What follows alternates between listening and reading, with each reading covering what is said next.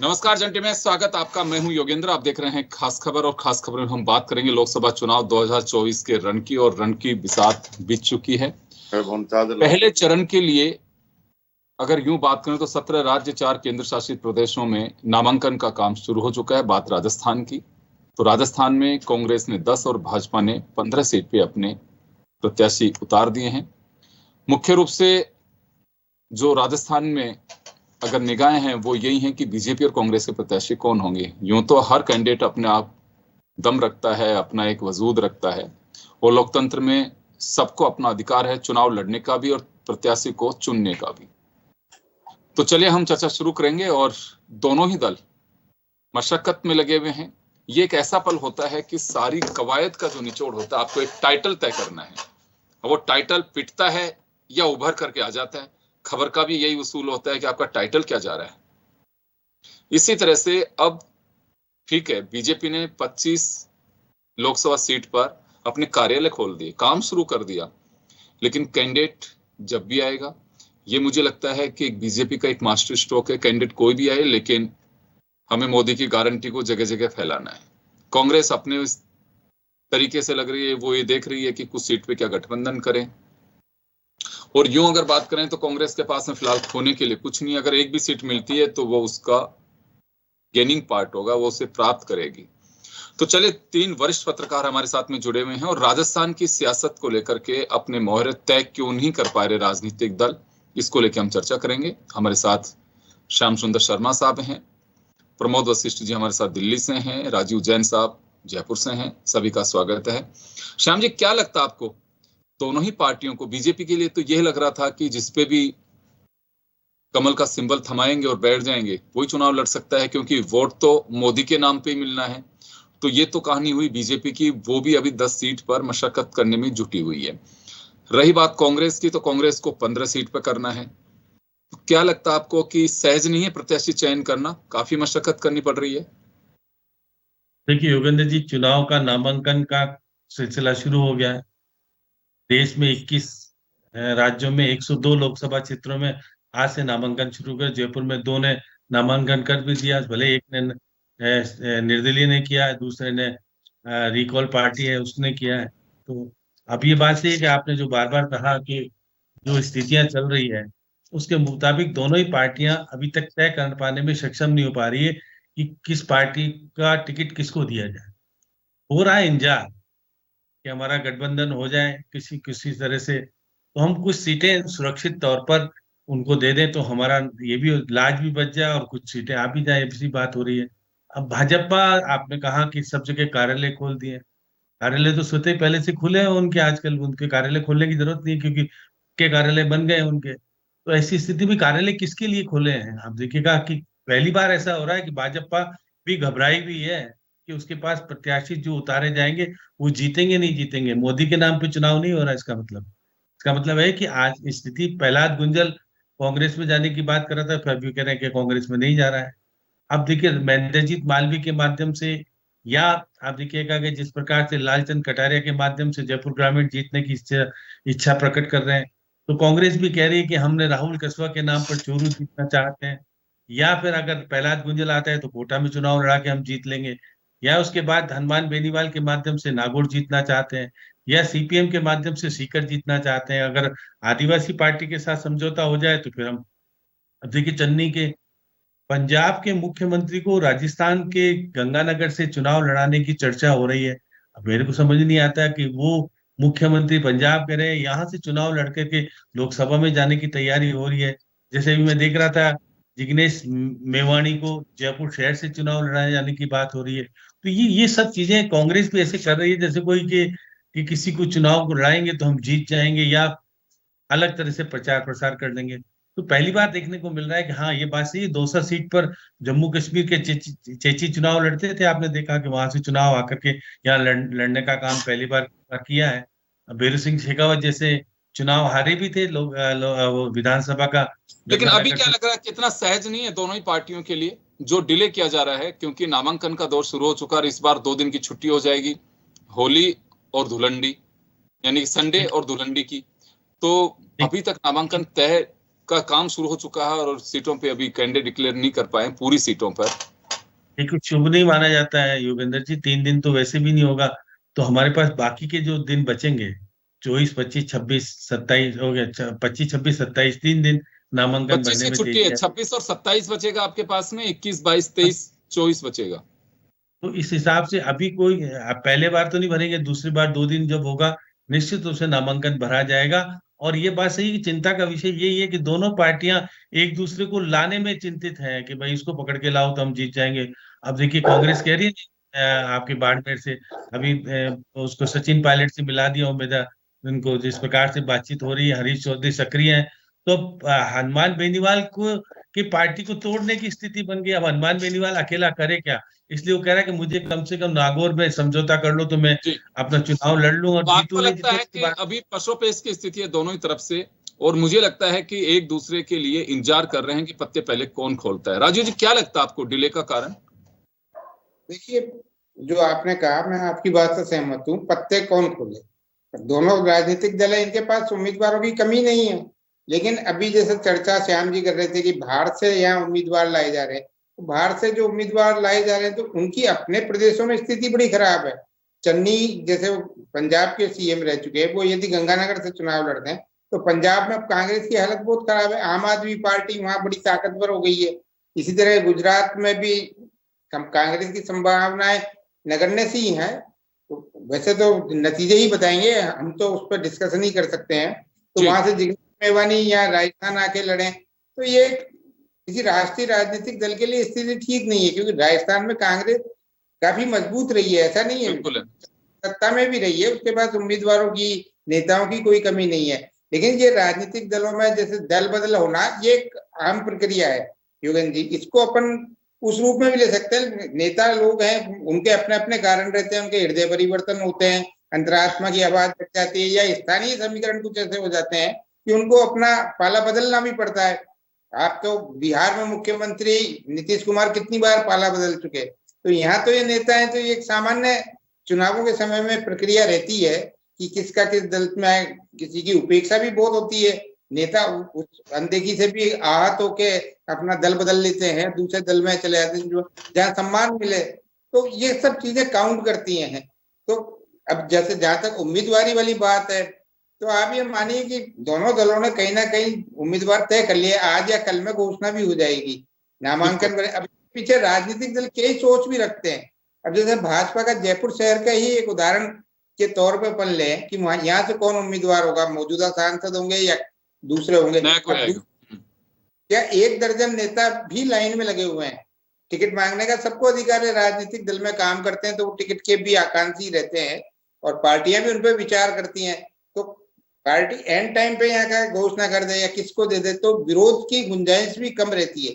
पार्टियां उन चीजों को भी शायद मेरे ख्याल से देखती हैं कि पहले घोषणा कर दी 10 दिन पहले तो हो सकता है विरोध ज्यादा बढ़ जाए या हो जाए, या आखिरी समय में घोषणा करते हैं तो विरोध होता है, कहीं नाराजगी रहती है, लेकिन इतनी मुखर नहीं रहती कि लोगों के पास समय नहीं रहता। फिर एक यही होता है कि नहीं, पार्टी का निर्णय तो पार्टी के साथ ही लगे रहो, उसको मन पे छाती पे पत्थर रख के भी मतलब स्वीकार करते हैं पार्टी के लोग जो निष्ठावान होते हैं। दावेदारी तो कई लोग करते हैं। लेकिन आप देखिए हो जाएगी टिकटों की घोषणा, लेकिन अब वो दोनों पार्टियों में किसका कमोबेश ये तो नतीजा ही बताएगा, जैसा मैंने पहले कहा। तो निश्चित रूप से तो ये यहाँ पे ये माना जा सकता है कि देखिए आज भी बीजेपी का अपर हैंड मान के चलते हैं, सभी लोग मानते हैं, मीडिया रिपोर्ट्स भी ये कहती हैं कि बीजेपी को बहुत ज्यादा कोई खतरा नहीं, चाहे राम मंदिर का इश्यू हो, मोदी की गारंटी का इश्यू हो, इनके पास कार्यकर्ताओं की फौज, संपन्नता, तमाम जो चीजें हैं वो। लेकिन कांग्रेस को भी मुझे लगता है कि बीजेपी शायद कमजोर नहीं आग करके चल रही, बेशक मन से कुछ भी कहा जाए या उनके स्पोक्स पर्सन कुछ भी कहें, क्योंकि टिकट की जो कवायद है, क्योंकि सामने अगर कोई मैदान में चैंपियन ही नहीं है तो आप किसी को भी उतार दो वही जीत जाएगा। लेकिन कवायद अगर की जाती है तो इसका मतलब ये होता है कि कहीं अपनों की नाराजगी का फायदा विपक्ष नहीं उठा ले, पहले उस मोर्चे पे साधना है। दूसरा कि सामने से ऐसा नहीं हो कि हम जिसे हमारा चैंपियन मान के चल रहे हैं वो सुपर चैंपियन और हमारे को धराशायी कर जाए। तो ये भी एक बात सामने आती है और बात सही है। हर राजनीतिक दल ये देखता है कि देश का आम चुनाव है, 5 साल में एक बार होता है, सरकार पे निगाहें होती हैं, तो ऐसे में कोई भी गलती मोदी और अमित शाह नहीं करना चाहते हैं। मेरे को कोई बीजेपी के एक नेता भी कह रहे थे कि हम साइनिंग इंडिया से बहुत कुछ सीख चुके हैं। तो प्रमोद जी आपके पास आना चाहूंगा, जो कवायद चाहे कहीं पे भी की जा रही हो, राजस्थान में की जा रही, कहीं पे भी आ रही, साइनिंग इंडिया का इफेक्ट है कहीं पे कि हम जल्दबाजी या किसी भी तरह का कोई रिस्क नहीं लेंगे? नहीं, देखो योगेंद्र जी, ये तो तय है दिल्ली के जो पुख्ता सूत्रों से कि दोनों पार्टियों ने अपने अपने प्रत्याशियों के नाम फाइनल करके अलमारी में रख दिए।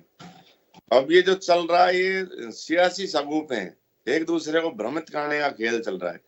और राजस्थान में दोनों पार्टियों को इतनी अभी कोई कार्यकर्ताओं की वो नहीं है कि अभी चुनाव विधानसभा में पूरी पकी पकाई है, सारी रेडी सारी चीज तैयार है, इतना भी दिन विधानसभा चुनाव को भी नहीं हुए। तो अब तो ये है कि कौन किस पार्टी से, मतलब अगर कोई आज आ जाए, बस ये हो रही है कि छीना झपटी। अब ये तो अलग जी, चन्नी जी का नाम चला, मेवानी जी का इसलिए चला, वही जैन समाज ज्यादा है जयपुर में, प्रभाव है, वैसे इस तरह का चला। तो लेकिन इससे कार्यकर्ता आहत भी हुआ है, दिल्ली लोग पहुंचे भी हैं कि अरे सारे हमने सब कुछ हमने किया, कोशिश हम करें और आगे कोई दूसरा टपक जाए। और अभी जैन साहब ने बड़ी अच्छी बात कही, उसका वजूद ही नहीं है चन्नी। पंजाब में कांग्रेस का क्या स्तर है ही नहीं हालात, अब वो गंगानगर जाके क्या करेंगे। तो ये नाम चलाना राज्यसभा हो गई, ये इसको लोकसभा को राज्यसभा ना बनाए, राज्यसभा बनाने की जो बनाएगी पार्टी की, भाई किसी को भी कहीं से भी टिकट देके बुला लिया, ऐसा मुझे नहीं लगता जीत का होगा। अब तो सिर्फ एक सवा महीने में राजस्थान में पोलिंग हो लेगी, 17 को अप्रैल को जैसे यहाँ चुनाव प्रचार खत्म हो जाएगा, तो ये एक महीना तो एक महीने से भी कम का समय पहली वोटिंग को बचा है, 26 अप्रैल को दूसरा हो जाएगा। तो ये पार्टियों को एक दूसरे से भय है थोड़ा सा। ये बात बिल्कुल सही है कि भारतीय जनता पार्टी ने जो 25 का लक्ष्य, मिशन 25 लेके चल रही है, तो उनको भी जो कांग्रेस की स्ट्रेटेजी है उससे थोड़ा सा भय हो रहा है, कि डरी हुई है कि कहीं हमारी 1-2 सीट भी ना खिसक जाए। देखो अभी जब मीडिया रिपोर्ट देखें या सर्वे देखें या लोगों से चर्चा देखें, रिजल्ट क्या आएगा मुझे नहीं पता। मैं तो जो चर्चा जनता से आ रही है उसमें देखो, इसमें तो कोई दो राय नहीं कि राजस्थान में भारतीय जनता पार्टी को बहुत बड़ा अच्छी जीत मानी जा रही है लोकसभा इसमें। लेकिन कांग्रेस इस चक्कर में कि चलो भागते चोर की लंगोटी छीन ले, जो लोग बता रहे हैं कि 4-5 सीट अगर आ जाए तो आ ही जाए, और वो कैसे आएगी, ध्रुवीकरण से।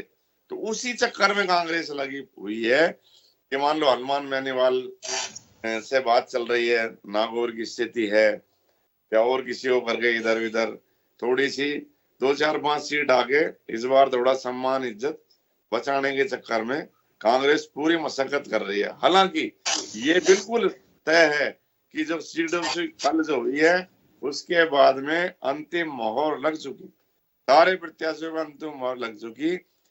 हाँ ये जरूर है, 1-2 स्थानों पे प्रत्याशी रिप्लेस करने की बात आई है, जैसे अलवर में रिप्लेस करने की बात आई है, वहां रघु शर्मा जी को मनाया जा रहा है।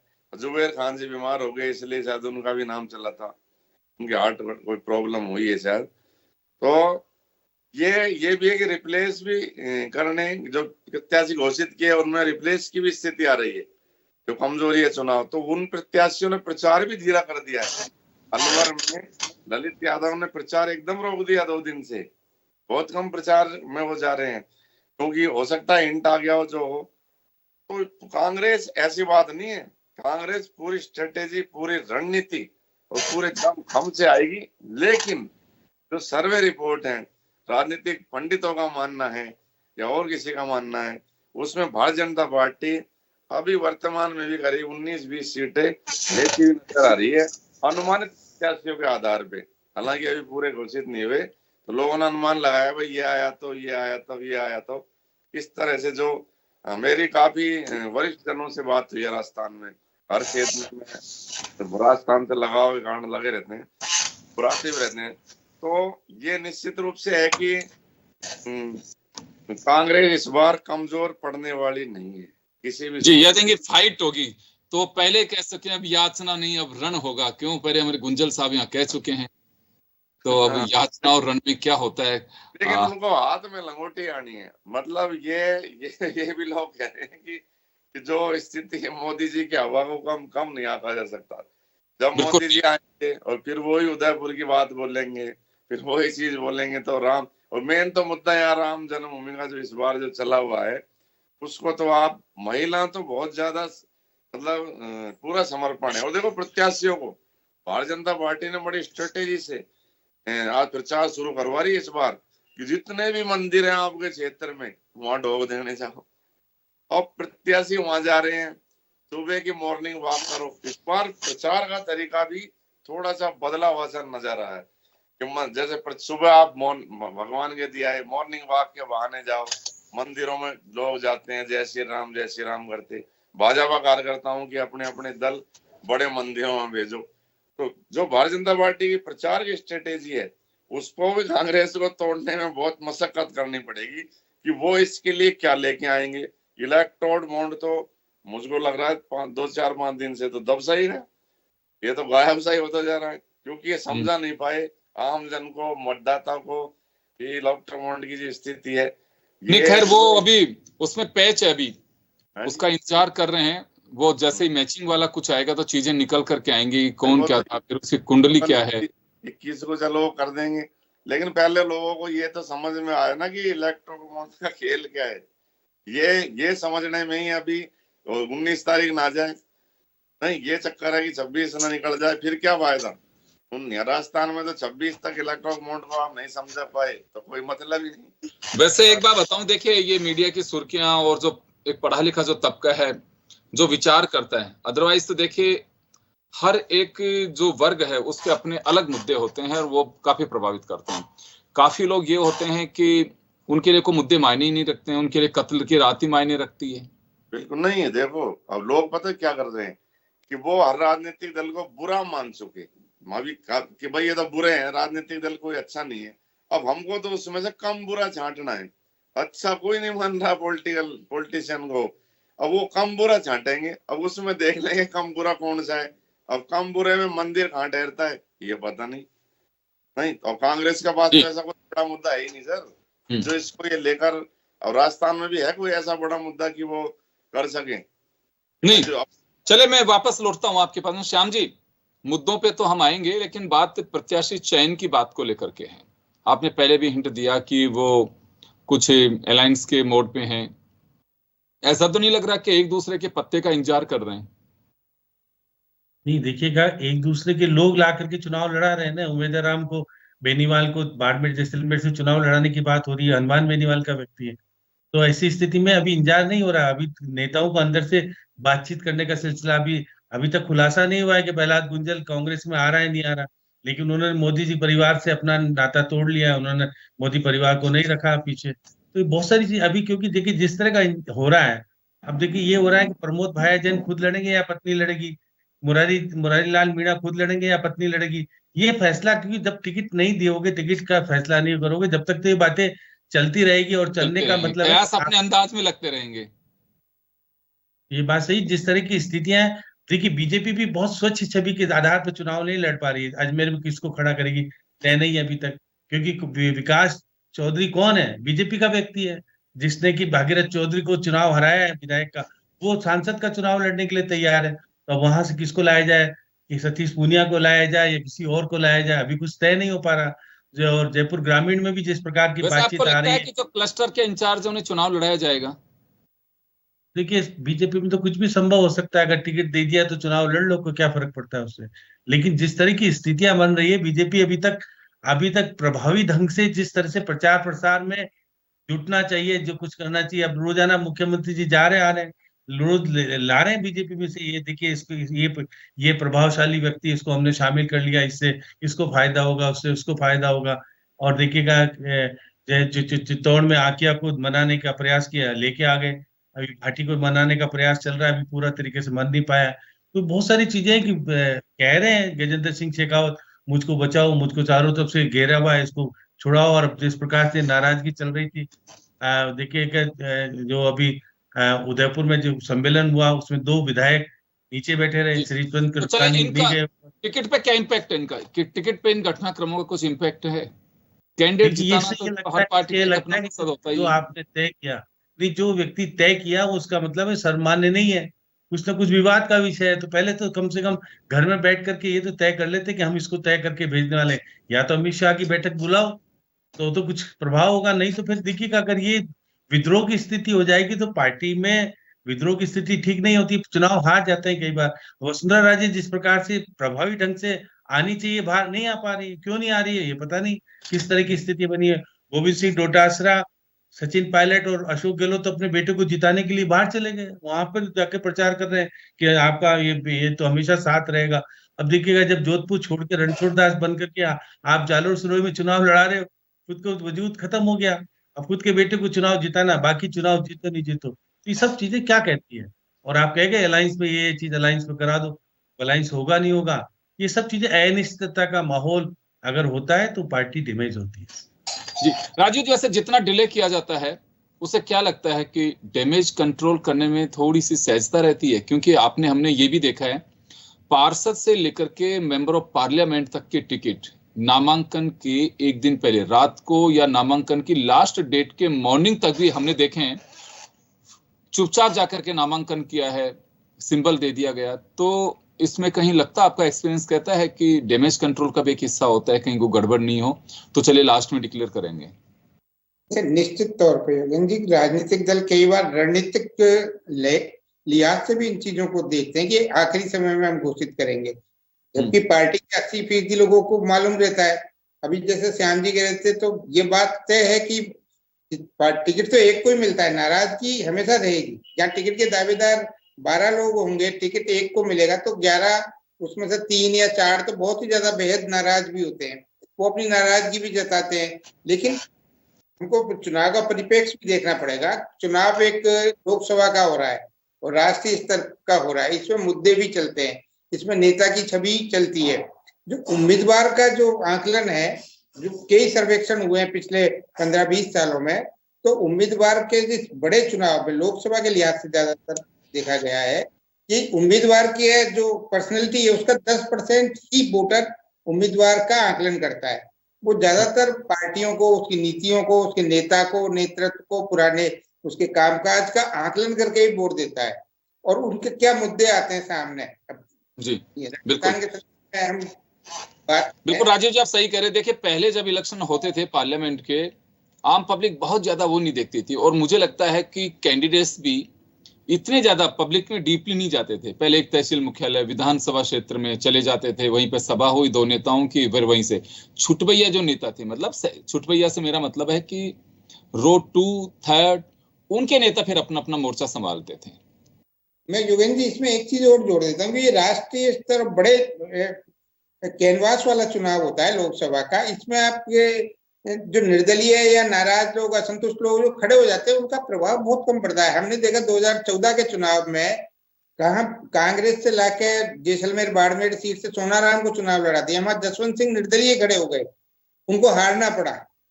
तो बिल्कुल उनका अपना एक कद, राजस्थान के नेताओं में किसी मुख्यमंत्री से नीचे उनका कद नहीं था, लेकिन बात सही कह रहे हैं कि ये स्थितियां बननी। उम्मीदवार था, वो भी कांग्रेस से आया हुआ उम्मीदवार था, वहां पूरी भाजपा नाराज थी, लेकिन मतदाता के दिमाग में राष्ट्रीय स्तर पर पार्टी का बहुत छवि थी उस समय। तो वैसी छवि अभी भी रहने वाली है। आप देखिएगा कि 25 की 25 लोकसभा सीटें, मुझे अपवाद स्वरूप कभी एक आध कोई निर्दलीय जीत सकता हो, वो एक अलग बात है, वो अपवाद ही होगा, लेकिन मुख्य मुकाबला दोनों राजनीतिक दलों के बीच में होगा। अब जिसका ग्राफ ऊपर जाएगा उसकी सीटें सबसे ज्यादा आएगी। ये पिछले चुनावों का आकलन है, उसी आधार पर हम इसको कह सकते हैं। जी प्रमोद जी, क्या लगता है आपको कि खास में पहले श्याम जी से भी मेरा सवाल था, आपसे मैं पूछना चाहूंगा कि बीजेपी को तो मुझे लगता है कि कहीं कोई दिक्कत वाली बात ही नहीं है नीचे धरातल, क्योंकि वर्कर से देख ले, काम लेने की स्टाइल देखिए, और इसमें कोई डाउट नहीं है कि बड़ी एक्सरसाइज के साथ में अपनी प्लानिंग करते हैं। ये कार्यालय खोल दिए गए, अभी कार्यकर्ताओं को तय कर दिया गया कि आप तो जुट जाइए मोदी की गारंटी के रूप में और मोदी के परिवार के रूप में। अभी फिलहाल तो यही आपका कैंडिडेट, और काम भी शुरू कर दिया उन्होंने। कौन कैंडिडेट होगा, एक बहुत बड़ा तबका ऐसा, उसे कोई लेना देना नहीं है।